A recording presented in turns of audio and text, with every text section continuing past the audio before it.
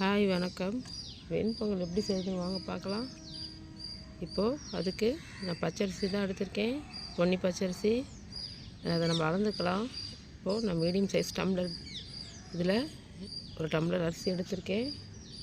இதே மாதிரி இந்த டம்ளர் அரிசி நான் எடுத்துக்கிட்டு இதே டம்ளரில் நம்ம பருப்பு இதுக்கு 3/4 டம்ளர் எடுத்துக்கலாம். அப்போ அது நல்லா கரெக்டாக இருக்கும். நான் இப்படி தான் செய்வேன். பாருங்கள், உங்களுக்கு கலந்து காட்டுறேன் பாருங்கள். 3/4 டம்ளர் வந்துருச்சு. இப்போ நான் அப்படியே சேர்த்துக்கிறேன். இப்போ சேர்த்து நம்ம கழுவி எடுத்து குக்கரில் மாற்றிக்கிட்டு நம்ம தண்ணி ஊற்றிக்கலாம். இப்போ தண்ணி நான் 1 டம்ளர் பச்சரிசிக்கு 3 டம்ளர் தண்ணி வைப்பேன். அதோட நான் ஏற்கனவே அளந்து வச்சுட்டேன் தண்ணியை. நான் 2 டம்ளர் சேர்த்ததால இப்போ 6 டம்ளர் தண்ணி. சிறுபருப்பு வேகிறதுக்காக ஒரு 2 டம்ளர் 8 டம்ளர் வச்சுருக்கேன். எல்லாம் சேர்த்து 8 டம்ளர் வச்சுருக்கேன். இது தண்ணி சேர்த்துட்டு நம்ம இதோட சின்ன பெருங்காயத்துண்டு அதையும் சேர்த்துட்டு, பெருங்காயத்தூள் சேர்த்துக்கலாம் தாளிக்கும் போது.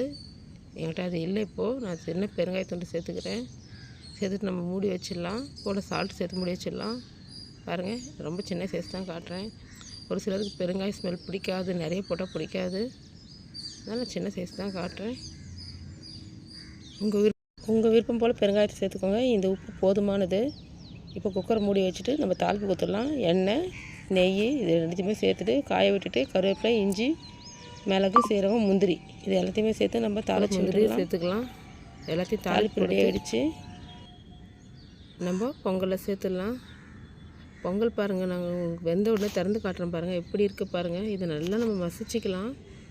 பாருங்கள், செம்ம சாஃப்டாக வெந்திருக்கு. தண்ணி கரெக்டாக போயிடுச்சு. நான் இந்த அளவில் தான் நான் செய்வேன். நீங்களும் செஞ்சு பாருங்கள், செமையாக இருக்கும். நீங்கள் ரேஷன் அரிசி அனுப்பும்போது 1 டம்ளர் தண்ணி கூடவே வச்சுக்கோங்க. இதோட பாருங்கள், நல்லா கலந்து மசிச்சு காட்டுறேன். அப்படியே சாஃப்டாக பஞ்சு மாதிரி இருக்குது. இதை நம்ம தாளிப்பு சேர்க்கும்போது இனிமேல் நல்லாயிருக்கும். இந்த மாதிரி நல்லா கலந்து மசிச்சு விட்டுக்கோங்க. இப்போ நான் தாளிப்பு சேர்த்துட்டு காட்டுறேன் பாருங்கள். இதையும் நம்ம நல்லா கலந்து விட்டு பொங்கல் சாப்பிட ரெடி ஆகிடுச்சு. நீங்களும் இந்த மாதிரி ட்ரை பண்ணி பாருங்கள். இந்த அளவுக்கு நீங்கள் கரெக்டாக தண்ணியும் எல்லாமே சேர்த்திங்கன்னா பொங்கல் சாஃப்டாக பஞ்சு மாதிரி இருக்கும். என்னோடய வீடியோ பிடிச்சிருந்தா லைக் பண்ணுங்கள், ஷேர் பண்ணுங்கள், கமெண்ட் பண்ணுங்கள். தேங்க்யூ.